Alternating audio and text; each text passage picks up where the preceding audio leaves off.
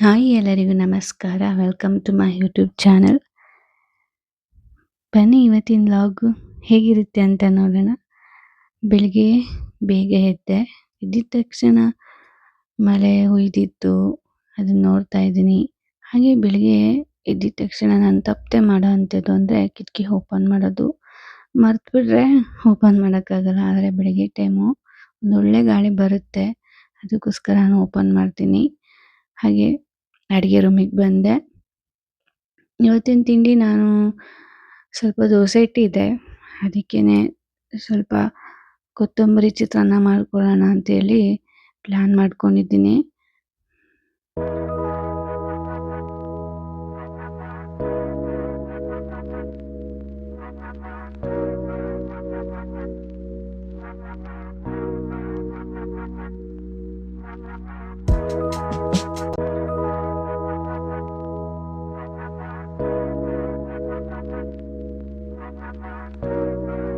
ಇದಕ್ಕೆ ಬೇಕಿರೋದು ಬೆಳ್ಳುಳ್ಳಿ, ಹಸಿಮೆಣಸಿನ್ಕಾಯಿ, ಶುಂಠಿ ಮತ್ತು ಕೊತ್ತಂಬರಿ ಸೊಪ್ಪು. ಕೊತ್ತಂಬರಿ ಸೊಪ್ಪಂತೂ ತುಂಬಾ ಫ್ರೆಶ್ ಆಗಿತ್ತು.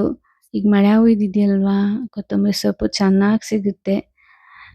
ಈ ಟೈಮಲ್ಲಿ ಸಿಕ್ಕಿದಾಗ ಮಾಡ್ತಾ ಇರ್ತೀನಿ. ಈ ಕೊತ್ತಂಬರಿ ರೈಸು ತುಂಬಾ ಈಸಿ ಇದೆ. ಇವತ್ತು ನಾನು ಶೇರ್ ಮಾಡೋಕ್ಕಾಗ್ತಿಲ್ಲ. ಮಾಡಿಬಿಟ್ಟೆ ಬೇಗನೆ. ರೆಡಿ ಆಯಿತು ಚಿತ್ರಾನ್ನ. ಮಕ್ಕಳಂತೂ ತುಂಬಾ ಇಷ್ಟಪಟ್ಟು ತಿಂದರು. ನಮಗೂ ಇಷ್ಟ ಆಯಿತು. ನೆಕ್ಸ್ಟ್ ಟೈಮ್ ಖಂಡಿತ ಈ ರೆಸಿಪಿನ ಶೇರ್ ಮಾಡ್ತೀನಿ. ಹಂಗೆ ಮಕ್ಕಳನ್ನ ಏಳ್ಸೋಣ, ಸ್ವಲ್ಪ ಬಿಸಿನೀರು ಆನ್ ಮಾಡೋಣ ಅಂತೇಳಿ ಮೇಲ್ಗಡೆ ಬಂದರೆ ಟೆರೆಸ್ ಫುಲ್ ನೀರು ತುಂಬ್ಕೊಂಡ್ಬಿಟ್ಟಿದೆ. ಅಷ್ಟರ ಮಟ್ಟಿಗೆ ಹೊಡೆದಿದೆ ಮಳೆ ಜೋರಾಗಿ. ಆಮೇಲೆ ಇನ್ನು ನನ್ನ ಮಗ ಬಂದರೆ ಇದನ್ನು ನೋಡಿದ್ರೆ ಇಲ್ಲೇ ನಿಂತ್ಕೊಂಡ್ಬಿಡ್ತಾನೆ ಅಂದ್ಬಿಟ್ಟು ಈಗಲೇ ಕ್ಲೀನ್ ಮಾಡ್ತಾಯಿದ್ದೀನಿ. ಹೇಗೆ ಹೋಗ್ತಿದೆ ನೋಡಿ ನೀರು. ಮಳೆ ನೈಟ್ ಟೈಮ್ ಇದ್ದರೆ ಒಂಥರ ಚೆಂದ. ಆರಾಮಾಗಿ ನಿದ್ದೆ ಮಾಡ್ಬೋದು. ನಾವು ಕೂಡ ಆರಾಮಾಗಿ ನಿದ್ದೆ ಮಾಡಿದ್ವಿ ನೈಟು. ಹಾಗೆ ಇಲ್ಲಿ ನೋಡಿ ನನ್ನ ಮಗ ಸೂರ್ಯ ಉದಯಿಸ್ತಾ ಇದೆ, ಆದರೂ ಇನ್ನೂ ಮಲ್ಕೊಂಡಿದ್ದಾನೆ. ಕರ್ಕೊಬಂದೆ ಫ್ರೆಶ್ ಅಪ್ಗೆ ಅಂತೇಳಿ. ಫ್ರೆಶ್ ಅಪ್ ಆಗಿದ್ದಾನೆ, ಆದರೂ ನಿದ್ದೆ ಅವನಿಗೆ, ಅದಕ್ಕೆ ಮಲ್ಕೊಂಡಿದ್ದಾನೆ. ಮತ್ತೆ ಕೂದಲು ಎತ್ತಿಟ್ಬಿಟ್ಟು ಮಲ್ಕೊತಿದ್ದಾನೆ. ಏನು ಕಳ್ಳಾಟನೋ ಇದು. ನಿದ್ದೆ ಗುಮ್ಮ ನನ್ನ ಮಗ. ಬೆಳಗ್ಗೆ ಟೈಮ್ ಅಂತೂ ಹೇಳೋಕ್ಕೆ ಕಷ್ಟಪಡ್ತಾನೆ. ಹಾಗೆ ಅವ್ರು ಫ್ರೆಶ್ ಅಪ್ ಆಗಿ ಬಂದರು. ಅವರಿಗೆ ದೋಸೆ ಇಟ್ಟಿತ್ತಲ್ಲ ಸ್ವಲ್ಪ, ಅದಕ್ಕೆ ಹಾಕ್ಕೊಡ್ತಾ ಇದ್ದೀನಿ ಇವಾಗ ಅದನ್ನು. ಇಲ್ಲಿ ದೋಸೆ ತಿಂದ್ಕೊಂಡು ಲಂಚ್ ಬಾಕ್ಸು ಚಿತ್ರಾನ್ನ ತೊಗೊಂಡೋಗ್ತಾರೆ. ದೋಸೆ ಮೇಲೆ ಸ್ವಲ್ಪ ಚಟ್ನಿ ಪುಡಿ ಹಾಕಿಬಿಟ್ಟು ನಾನು ಇದನ್ನು ಮಾಡಿಟ್ಟೆ ಮೊದಲೇ. ಬಟ್ ಇದನ್ನು ಶೇರ್ ಮಾಡೋಕ್ಕಲ್ಲ. ಸ್ವಲ್ಪ ಪೊಟೆಟೊ ಪಲ್ಯ, ಹಾಗೆ ಅದಕ್ಕೆ ಸ್ವಲ್ಪ ಚಟ್ನಿ ಮಾಡಿದೆ, ಟೊಮೆಟೊ ಚಟ್ನಿ. ನನ್ನ ಮಗನಿಗೆ ದೋಸೆ ಜೊತೆ ಕಾಯಿ ಚಟ್ನಿ ಬೇಕೇ ಬೇಕು, ಆದರೆ ಕಾಯಿ ಇರಲಿಲ್ಲ, ಅದಕ್ಕೆ ಟೊಮೆಟೊ ಚಟ್ನಿ ಮಾಡಿದೆ. ಹಂಗೆ ಇವತ್ತು ಲಂಚ್ ಬಾಕ್ಸ್ಗೆ ಚಿತ್ರಾನ್ನ, ಕೊತ್ತಂಬರಿ ಚಿತ್ರಾನ್ನ, ಹಾಗೆ ಸ್ವಲ್ಪ ಕ್ಯಾರೆಟು, ಸೌತೆಕಾಯಿ, ಹಾಗೆ ಬಾದಾಮಿ ನೀರಲ್ಲಿ ನೆನೆಸಿರೋದು, ಇಷ್ಟು ಕೂಡ ಕೊಟ್ಟು ಅವ್ರನ್ನ ಕ್ಲಾಸಿಗೆ ಕಳಿಸಿ ನಾನು ಫ್ರೆಶ್ ಅಪ್ ಆಗಿ ಇವಾಗ ರೆಡಿಯಾಗಿ ಬಂದಿದ್ದೀನಿ. ಎಲ್ಲಿಗೆ ಹೋಗ್ತಾ ಇದ್ದೀನಿ ಗೊತ್ತಾ ಫ್ರೆಂಡ್ಸ್? ಇವತ್ತು ನಾನು ತಿಂಡಿ ತಿಂದ್ಕೊಂಡು ಹೊರಗಡೆ ಹೋಗ್ತಾ ಇದ್ದೀನಿ. ಎಲ್ಲಿ ಅಂದರೆ Disha fashion sari collection offer ಹಾಕಿದ್ದಾರಲ್ಲ, ಸೊ ಅಲ್ಲಿಗೆ ಹೋಗ್ತಾ ಇದ್ದೀನಿ. ಹೋಗಬೇಕು ಅನ್ನೋ ಐಡಿಯಾ ಏನಿರಲಿಲ್ಲ, ಆದರೆ ಆಫರ್ ಅನ್ನೋದು ಅಂದರೆ ಈ ನಮ್ಮ ಮಧ್ಯಮ ಕುಟುಂಬದವ್ರಿಗೆ ಒಂದು ಖುಷಿ ವಿಚಾರ. ಒಂದು ತಗೊಂಡ್ರೆ ಇನ್ನೊಂದು ಫ್ರೀ ಸಿಗುತ್ತಲ್ಲ ಅಂತ. ಬೇರೆ ಏನೇ ತಗೊಳ್ಳೋದಿದ್ರು ಪದಾರ್ಥ, ಈ ಥರ ಆಫರ್ ಅಂತ ಬಂದರೆ ಸಾಕು, ಹೋಗ್ಬಿಡ್ತೀವಿ. ಹೌದಲ್ವಾ ಫ್ರೆಂಡ್? ನಾನು ಹೇಳ್ತಿರೋದು ನಿಜನಾ? ಈ ಥರ ಸ್ಯಾರಿ ನನ್ನ ಹತ್ರನೂ ಇದೆ. ಅದು 850 ಕೊಟ್ಟು ತೊಗೊಂಡಿದ್ದು. ಬಟ್ ಈ ಸ್ಯಾರಿ ರೈಟು 1500 ಇತ್ತು. ನನಗೆ ಕನ್ಫ್ಯೂಸ್ ಆಗೋಯಿತು, ಇದೇನಿದು ಸೇಮ್ ಇದೆಯಲ್ಲ ಅಂತೇಳಿ. ಆಗಲೂ ಎಲ್ಲ ಸ್ಯಾರೀಸ್ನ ನೋಡಿದೆ. ಸ್ಯಾರಿ ಕಲೆಕ್ಷನ್ ಅಂತೂ ಎಲ್ಲ ಸಿಂಗಲ್ ಇತ್ತು. ಕೇಳಿದ್ರೆ ಇದೊಂದೇ ಸಿಂಗಲ್ ಪೀಸ್ ಮ್ಯಾಮ್ ಅಂತಾರೆ. ಹಾಗೆ ಮೈಸೂರು ಸಿಲ್ಕ್ ಸ್ಯಾರೀಸು ಕೂಡ ಇತ್ತು ಅಲ್ಲಿ. ಅದರ ರೈಟ್ ಅಂತೂ ಜಾಸ್ತಿನೇ ಇತ್ತು. ನಾವಂತೂ ತಗೊಳಕ್ಕಾಗಲ್ಲ ಬಿಡಿ, ಅಷ್ಟೊಂದು ರೈಟ್ ಇದೆ. ಅದು 8000 10,000 ಹೀಗೆಲ್ಲ ಇತ್ತು. ಅಲ್ಲಿ ನನ್ನ ತಲೆಯಲ್ಲಿ ಒಂದು ಥಾಟ್ ಇಟ್ಕೊಂಡು ಹೋಗಿದ್ದೆ. ಏನಪ್ಪ ಅಂದರೆ, ಅವರು ಇನ್ಸ್ಟಾಗ್ರಾಮ್ ಪೇಜಲ್ಲೆಲ್ಲ 1500ಗೆ 2 ಅಂತ ಹೇಳಿದ್ರಲ್ಲ, ಅದಕ್ಕೋಸ್ಕರ ಹೋದೆ. ಅಲ್ಲಿ ಆ ಪೇಜಲ್ಲೆಲ್ಲ ಬರೀ ಮೈಸೂರು ಸೆಮಿ ಸಿಲ್ಕ್ ಸ್ಯಾರೀಸೇ ತೋರಿಸ್ತಾ ಇದ್ದಲ್ಲ. ಸೊ ಅದೇ ಇರ್ಬೋದೇನೋ ಆ ಥರ ನನ್ನ ಹತ್ರ ಒಂದೇ ಇರೋದು ತಗೊಳ್ಳೋಣ ಅನ್ಕೊಂಡು ಹೋದೆ ಫ್ರೆಂಡ್ಸ್. ಆದ್ರೆ ಫ್ರೆಂಡ್ಸ್ ನನ್ನ ತಲೆಯಲ್ಲಿದ್ದಂಗೆ ಅಲ್ಲಿ ಇರಲಿಲ್ಲ. ಮೈಸೂರು ಸೆಮಿ ಸಿಲ್ಕ್ ಸ್ಯಾರೀಸು 1500 ಇತ್ತು. ಅಲ್ಲಿ ಬೈ ಒನ್ ಗೆಟ್ ಒನ್ ಕೂಡ ಇರಲಿಲ್ಲ. ಅಲ್ಲಿ 1100ಗೆ ಬೈ ಒನ್ ಗೆಟ್ ಒನ್ ಅಂತ ಇದ್ದಿದ್ದು. ನಾನು ತೋರಿಸ್ತಾ ಇದ್ದೀನಲ್ಲ ಇದೇ ಸ್ಯಾರಿ ತಗೊಬಂದಿದ್ದು. ನೀನು ಹೋಗಿದ್ದೀನಲ್ಲ ಅಂತೇಳಿ ಅಮ್ಮನಿಗೊಂದು ನಂಗೆ 2 ಡೈಲಿ ಯೂಸ್‌ಗೆ ತಗೊಬಂದಿದ್ದಾಯ್ತು. ಈ ಸ್ಯಾರೀಸ್ ನಿಮಗೆ ಇಷ್ಟ ಆಗಿದ್ರೆ ನಾನು ಅನ್ಕೊಂಡಿದ್ದ ಸ್ಯಾರಿನೇ ಆಗಿದ್ರೆ ಕಮೆಂಟ್ ಸೆಕ್ಷನಲ್ಲಿ ಮೆನ್ಷನ್ ಮಾಡಿ ಫ್ರೆಂಡ್ಸ್. ನಿಮ್ಮ ಕಮೆಂಟ್‌ಗೋಸ್ಕರ ನಾನು ಕಾಯ್ತಾ ಇರ್ತೀನಿ ಯಾವಾಗಲೂ.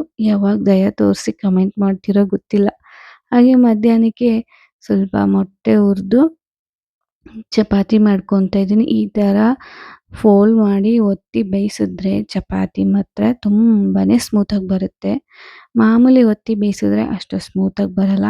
ಈ ಥರ ಒತ್ತುವಾಗ ಫಸ್ಟ್ ಒಂದು ಸ್ವಲ್ಪ ಹಿಟ್ಟು ಹಾಕ್ಕೊಂಡು ಮಧ್ಯ ಒತ್ತಿ ಫ್ರೆಂಡ್ಸ್, ತುಂಬಾನೇ ಚೆನ್ನಾಗಿ ಬರುತ್ತೆ. ಮಕ್ಕಳಿಗೂ ಕೂಡ ಇಷ್ಟ ಆಗುತ್ತೆ. ಹಾಗೆ ನಾವುಗಳು ಕೂಡ ಇಷ್ಟಪಟ್ಟು ತಿಂತೀವಿ.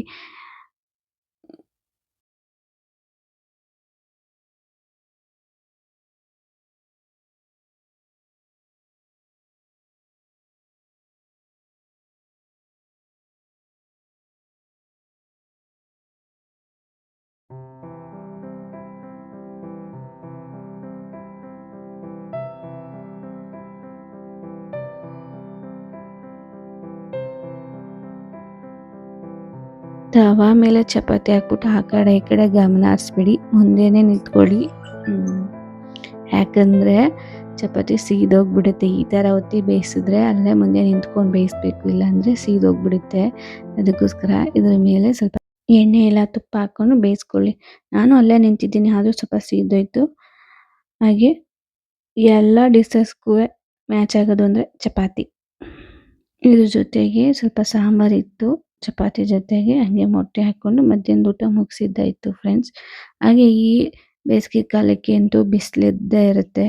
ಸೊ ಡೋರ್ಗೆಲ್ಲ ಹೊಡಿತಾ ಇರುತ್ತೆ. ಡೋರ್ಗೆ ಹೊಡೆದಾಗ ಆ ಡೋರ್ ಸ್ವಲ್ಪ ಸೀಳೋಗುತ್ತೆ. ಅದಕ್ಕೋಸ್ಕರ ಈ ಥರ ಸ್ಕ್ರೀನ್ ಇತ್ತು ಅಂದರೆ ಸ್ಕ್ರೀನ್, ಇಲ್ಲಾಂದರೆ ಸ್ಯಾರಿ ಇತ್ತು ಅಂದರೆ ಸ್ಯಾರಿ, ಯಾವ್ದಾದ್ರು ಒಂದು ಈ ಥರ ಬಟ್ಟೆ ಉದ್ದ ಇರೋದನ್ನು ಕೂಡ ಹಾಕಿ ಅದನ್ನ ನಾವು ಅವಾಯ್ಡ್ ಮಾಡ್ಬೋದು. ಆಗ ಹೊಡೆಯೋದಿಲ್ಲ ಅಷ್ಟೊಂದು. ಹಾಗೆ ನಾವು ಹೊರಗಡೆಯಿಂದ ಕಾಯಿ ತೊಗೊಂಬಂದಿರ್ತೀವಿ ಅಂತ ಹೇಳ್ಕೊಳ್ಳಿ, ಅದನ್ನ ತಂದು ಆಚೆ ಇಟ್ಬಿಟ್ರೆ ಈ ಥರ ಸೀಲ್ ಬಿಟ್ಬಿಡುತ್ತೆ. ಯಾಕಂದರೆ ಅವ್ರು ಬಿಸಿಲಲ್ಲಿ ಇಟ್ಟು ಕಾಯಿಸಿರ್ತಾರಲ್ಲ, ಅದಕ್ಕೋಸ್ಕರ ಮನೆಗೆ ತಂದಾಗ ಎಷ್ಟು ದೊಡ್ಡದಾಗಿ ಸೀಲ್ ಬಿಟ್ಬಿಡುತ್ತೆ ಅಂದರೆ ಒಳಗಡೆ ಇರೋ ಎಳ್ನೀರು ಕೂಡ ಆಚೆ ಬಂದ್ಬಿಡುತ್ತೆ. ಅಷ್ಟರ ಮಟ್ಟಿಗೆ ಸೀಲ್ ಬಿಟ್ಬಿಡುತ್ತೆ ಆಚೆನೇ ಇಟ್ಟರೆ. ಅದಕ್ಕೆ ನೀವು ಫ್ರಿಜ್ಜಲ್ಲಿ ಈ ಥರ ಇಟ್ಟರೆ ಅದು ಸೀಲ್ ಬಿಡಲ್ಲ, ನೀವು ಆರಾಮಾಗಿ ಯೂಸ್ ಮಾಡ್ಕೊಬೋದು. ಈ ಟಿಪ್ಸ್ ನಿಮಗೆ ಇಷ್ಟ ಆಗಿದೆ ಅಂತ ಅಂದ್ಕೊತೀನಿ. ಯೂಸ್ ಮಾಡ್ಕೊಳ್ಳಿ ಈ ಥರ ಟಿಪ್ಸ್ನ. ಹಾಗೆ ಈ ಟೈಮಲ್ಲಿ ಜಾಸ್ತಿ ಬಿಸಿಲು ಬರುತ್ತಲ್ಲ, ಅದಕ್ಕೋಸ್ಕರ ಹೇಳ್ತಾ ಇದ್ದೀನಿ ಫ್ರೆಂಡ್ಸ್. ಈ ಟೈಮಲ್ಲಿ ನೀವು ಬೆಡ್ನ ಬಿಸಿಲಲ್ಲಿ ಒಣಗಿಕೊಳ್ಳಿ, ದಿಂಬುಗಳನ್ನ ಬಿಸಿಲಲ್ಲಿ ಇಡಿ. ಹಾಗೆ ಹೊಸ ಬೆಡ್ಶೀಟ್ಗಳಿತ್ತು ಅಂದರೆ ಅದನ್ನು ಕೂಡ ಬಿಸಿಲಿಗೆ ಹಾಕಿ. ಅಲ್ಲಿ ಮಾಮೂಲಿ ಬಟ್ಟೆ ಎಲ್ಲ ಕ್ಲೀನ್ ಮಾಡ್ಕೊತಿರ್ತೀವಿ, ಆದರೆ ಹೊಸ ಬೆಡ್ಶೀಟ್ ಆಗಿರಲಿ, ಈ ಹಾಸಿಗೆ ಆಗಿರಲಿ, ಈ ಪಿಲ್ಲೋಗಳೆಲ್ಲ ನಾವು ತೊಳೆದು ಒಣಗಕ್ಕಾಗಲ್ಲ. ಅದಕ್ಕೋಸ್ಕರ ಈ ಬಿಸಿಲಲ್ಲಿ ಹಾಕಿದ್ರೆ ಅದು ತುಂಬ ದಿನದಿಂದ ಇದ್ದಿರುತ್ತಲ್ಲ, ಸೊ ಅಲ್ಲಿ ಕ್ರಿಮಿ ಕೀಟಗಳಂತೂ ಇದ್ದೇ ಇರುತ್ತೆ ನಮಗೆ ಕಣ್ಣಿಗೆ ಕಾಣಿಸ್ತಿರೋದು. ಈ ಬಿಸಿಲಿಗೆ ಹಾಕಿದ್ರೆ ಖಂಡಿತ ಅದೆಲ್ಲ ಸಾಯುತ್ತೆ. ಅದಕ್ಕೋಸ್ಕರ ಈ ಟಿಪ್ಸ್ನ ಹೇಳ್ತಾ ಇದ್ದೀನಿ, ಯೂಸ್ ಮಾಡ್ಕೊಳ್ಳಿ ಫ್ರೆಂಡ್ಸ್. ಹಂಗೆ ಸ್ವಲ್ಪ ಪಾತ್ರೆ ತೊಳೆದು ಇಡ್ತಿದ್ದೀನಿ ಮಕ್ಕಳು ಬರೋದಕ್ಕಿಂತ ಮುಂಚೆಗೆ. ನೋಡಿ ಇಲ್ಲಿ ನೆಗಡಿ ಆಗ್ಬಿಟ್ಟಿದೆ. ಓ ಅಮ್ಮ ಬಾ,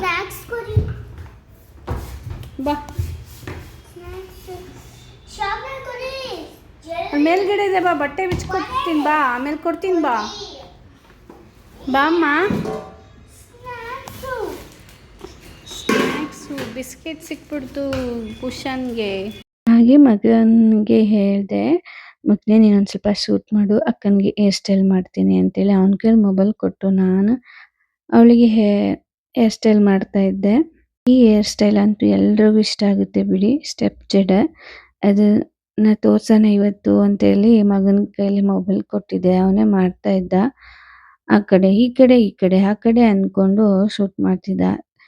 ಸರಿ ಈ ಸಲ ಅಂತೂ ನಾನು ತೋರ್ಸೋಕ್ಕಾಗಲ್ಲ ಬಿಡು ಅಂತೇಳಿ ಫೈನಲ್ ಈ ಥರ ಬಂತು. ಇದು ಜಡೆ ಹಾಕ್ಬೇಕು ಅಂದರೆ ಈ ಥರ ಥಿಕ್ ಇರಬೇಕು ಹೇರು ಮಂದವಾಗಿ, ಹಾಗಂತೂ ತುಂಬಾನೇ ಚೆನ್ನಾಗಿ ಬರುತ್ತೆ. ಹಂಗೆ ಒಂದು ಸ್ನ್ಯಾಕ್ಸ್ ಮಾಡ್ಕೊಡೋಣ ಅಂತ ಮಾಡ್ತಾ ಇದ್ದೀನಿ ಫ್ರೆಂಡ್ಸ್. ಅಮ್ಮ ಇದು ಬೇಳೆ ಕೊಟ್ಟಿದ್ರು. ಇದು ಅಲಸಂದೆ ಬೇಳೆ. ಅದನ್ನ ಸ್ವಲ್ಪ ಒಂದು ನಾನು ಒಂದು 3 ಅವರ್ಸ್ ನೆನೆಸಿದ್ದೆ ಇದನ್ನ. ಒಂದು 2 ಅವರ್ಸೇ ಸಾಕು. ನೆನೆಸ್ಬಿಟ್ಟು ಇದನ್ನ ನೀರೆಲ್ಲ ಸೋಸ್ಬಿಟ್ಟು ಫ್ಯಾನ್ ಕೆಳಗಡೆ ಒಂದು 15 ಮಿನಿಟ್ಸ್ ಈ ಥರ ಒಣಗಿಸ್ಬಿಟ್ಟು ಅದ್ರ ಜೊತೆಗೆ ಸ್ವಲ್ಪ ಶುಂಠಿ, ಬೆಳ್ಳುಳ್ಳಿ, ಚಕ್ಕೆ, ಲವಂಗ ನಾನು ಸ್ವಲ್ಪನೇ ತಗೊಂಡಿದ್ದೆ, ಅದಕ್ಕೆ ಅಷ್ಟೇ ತಗೊಂಡೆ. ಅದನ್ನ ಹಾಕಿ ಸ್ವಲ್ಪ ರುಚಿಗೆ ತಕ್ಕಷ್ಟು ಉಪ್ಪನ್ನ ಹಾಕಿ ಈ ಥರ ಬರಬೇಕು. ಅಷ್ಟರ ಮಟ್ಟಿಗೆ ಜಾರ್ ಮಾಡ್ಕೊಬೇಕು. ನಾವು ನೆನೆಸಿ ನೀರು ಸೋಸ್ಬಿಟ್ಟು ರುಬ್ಕೋತೀನಿ ಅಂದರೆ ನೀರಿನ ಅಂಶ ಅಲ್ಲೇ ಇರುತ್ತೆ. ಸ್ವಲ್ಪ ಮುದ್ದೆ ಥರ ಆಗ್ಬಿಡುತ್ತೆ. ಈ ಥರ ಮಾಡಿದ್ರೆ ಅದು ಗಟ್ಟಿ ಇರುತ್ತೆ. ಇದ್ರ ಜೊತೆಗೆ ಈರುಳ್ಳಿ 1 ಕಪ್ಪು, ಜಾಸ್ತಿ ಈರುಳ್ಳಿ ಹಾಕ್ಕೊಂಡ್ರೆ ಚೆನ್ನಾಗಿರುತ್ತೆ. ಹಂಗೆ ಹಸಿಮೆಣಸಿನ್ಕಾಯಿ, ಕೊತ್ತಂಬರಿ ಸೊಪ್ಪು ಇಷ್ಟೇ. ಚೆನ್ನಾಗಿ ಮಿಕ್ಸ್ ಮಾಡಿಬಿಟ್ಟು ಈ ಹದಕ್ಕೆ ಬರಬೇಕು. ಮಿಕ್ಸ್ ಮಾಡಿದಾಗ ಕೈಯಲ್ಲೇ ತೋರಿಸ್ತೀನಿ ನೋಡಿ, ಹಿಂಗೆ ಉಂಡೆ ಕಟ್ಟಿ ಹಿಂಗೆ ಕೈಗೆ ಏನು ಜಾಸ್ತಿ ಅಷ್ಟು ಅಂಟ್ಕೊಳ್ಳಲ್ಲ ನೋಡಿ, ಅಂಟ್ಕೊತಾ ಇಲ್ಲ ಅಲ್ಲ, ಹೀಗೆ ಹಾಕ್ಬೋದು. ಇವಾಗ ಇದನ್ನು ಎಣ್ಣೆಯಲ್ಲಿ ಬೇಯಿಸ್ಕೊಂಡ್ರೆ ಗರಿಗರಿಯಾಗಿರೋ ಅಲಸಂದೆ ವಡೆ ರೆಡಿಯಾಗುತ್ತೆ. ಇದು ಅಂಗಡಿಗಳಲ್ಲಂತೂ ಸಿಗೋದು ಅಷ್ಟು ನೋಡಿಲ್ಲ ನಾನು. ಬೇಕಾದ್ರೆ ಹಳ್ಳಿಗಳಲ್ಲಿ ಸಿಗುತ್ತೆ ಇದು. ನಮ್ಮಮ್ಮ ಮಾಡಿಕೊಟ್ಟು ಕಳಿಸಿದ್ರು ಬೇಳೆನ. ನಾವು ಈ ಸಲ ಸ್ವಲ್ಪ ಅಲಸಂದೆ ಕಾಳು ಹಾಕಿದ್ವಿ ಹೊಲದಲ್ಲಿ, ಸೊ ಅದನ್ನು ಅವರೇ ಬೇಳೆ ಮಾಡಿದ್ರು. ತುಂಬಾನೇ ರುಚಿಯಾಗಿರುತ್ತೆ. ಎಷ್ಟು ಅಂದರೆ ಅಷ್ಟು ರುಚಿಯಾಗಿರುತ್ತೆ ಈ ಥರ ಅಲಸಂದೆ ವಡೆ. ಒಂದ್ಸಲ ಟ್ರೈ ಮಾಡಿ, ಚೆನ್ನಾಗಿರುತ್ತೆ. ಹಾಗೆ ಸಂಜೆ ಸ್ನ್ಯಾಕ್ಸ್ಗೆ ಇದನ್ನೇ ತಿಂದಿದ್ದಾಯಿತು. ಈಗ ನೋಡಿ, ಜಾಸ್ತಿ ಒಳಗಡೆ ಏನು ಬೇಯಿಸೋಕೆ ಹೋಗಬೇಡಿ. ಜಾಸ್ತಿ ಸೀದೋಗೋ ಥರನೂ ಕೂಡ ಮಾಡಬೇಡಿ. ಸಾಕು ಇಷ್ಟು ಬೇಯಿಸಿದ್ರೆ ಚೆನ್ನಾಗಿರುತ್ತೆ. ಟ್ರೈ ಮಾಡಿ ಫ್ರೆಂಡ್ಸ್. ಹಂಗೆ ಟ್ರೈ ಮಾಡಿಬಿಟ್ಟು ಕಮೆಂಟ್ ಸೆಕ್ಷನಲ್ಲಿ ತಿಳಿಸಿ. ಹಾಗೆ ಮಗನ ಹೋಮ್ವರ್ಕ್ಗೆ ಕೂರಿಸಿ ಬರೆಸ್ತಾ ಇದ್ದಾರೆ ನಮ್ಮ ಮನೆಯವರು.